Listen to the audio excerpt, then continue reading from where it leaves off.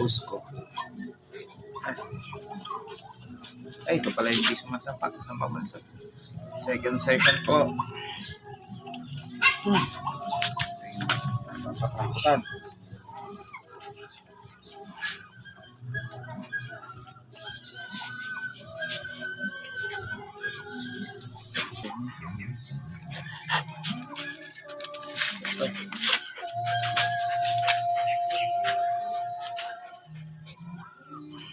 Alright, lock and load.